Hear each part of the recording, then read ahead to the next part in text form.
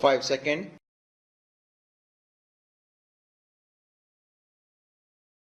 Start.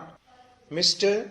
Vice Chairman, sir, I welcome the budget proposal for the year 2012-13, which are all comprehensive and which embrace most of the development plans that we have envisaged for the establishment of a socialistic society in this country.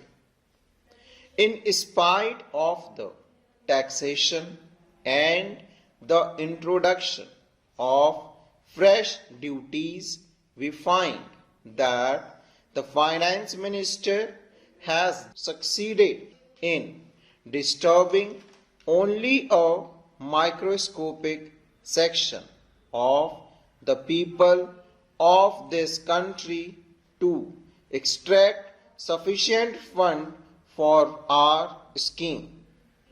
The finance minister has also succeeded in finding funds for almost all the development plans of this country, which will add to our good.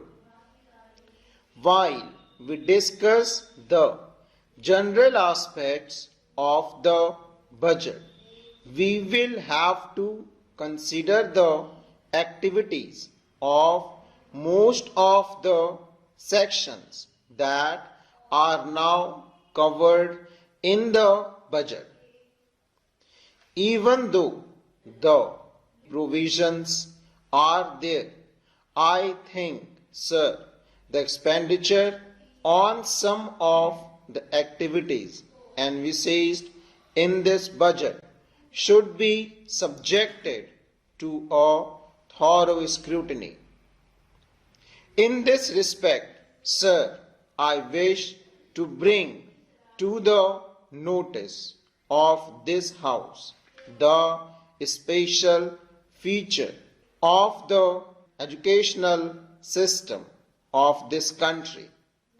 Some of the members have mentioned something about the educational system of this country, have remarked that the allocation of funds is not adequate and that the provision should be revised according to the needs of this country. As the honorable member was speaking in Hindi, I did not thoroughly understand what he meant, but still, sir, the educational system has created a sort of confusion in our country over the last 15 years, and every now and then we had been changing the schemes and plans for educating our children, and various states have adopted different schemes which have actually created a feeling of disintegration among the people of this country. In some of the states, they have switched on to the regional language as the medium of instruction, and in some states they think that English should be retained as the medium of instruction. But the people believe that the medium of instruction should be Hindi, that is the national language of our country. But, sir, the time is not yet ripe for us to switch on to Hindi. So, as and when we find it feasible, we may switch on to our national language. But till that time, we will keep English as the medium of instruction in all educational institutions. Sir, the other day, the University Grants Commission submitted a report wherein they have mentioned that English should be the medium of instruction, at least in the colleges. Sir, it is my opinion that English should be retained in this country for years to come, till we find that we could translate all the essential books, books on science and technologies, etc., into Hindi, which should be able to help us in educating our boys, especially in the technical institutions, through Hindi as the medium. Here, sir, some of the members have pointed out with regard to the introduction of different types of education in the same state or in various parts of this country. We find that a majority of the children of our country are educated in the basic system, which brings out, as far as I know, second-class citizens in this country who are to be governed by the boys who are sent to the public school. Most of the children of the haves are sent to the public schools, and they are imparted expert training, and when they come out, they are definitely superior to those boys who undergo this basic system of education.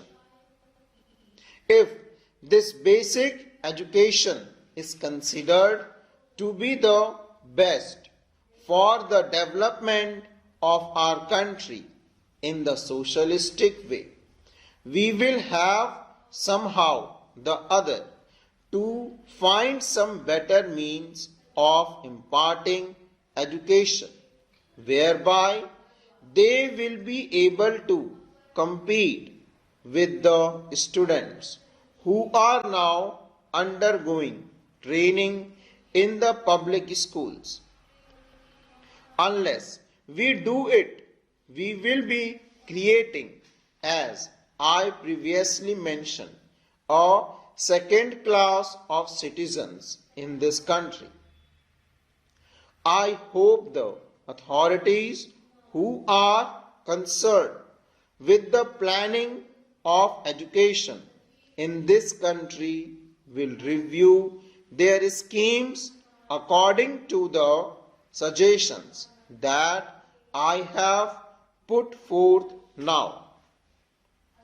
In the same way, sir, our country is mainly depending in our agriculture and industries for the development of our economy.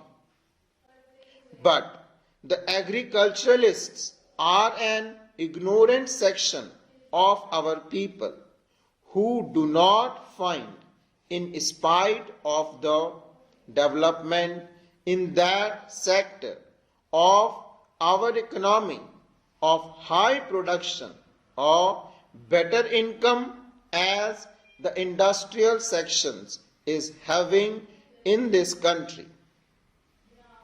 The industrial section is fast improving and their standards of living has gone high. At the same time, in spite of the better production in the agricultural section, the agrarian population has not come at par with the industrial section of this country. In the same way, industrial laborers are organized. Most of them are given so many benefits and advantages according to the legislation that is passed for the betterment of industrial laborers of this country. Full stop.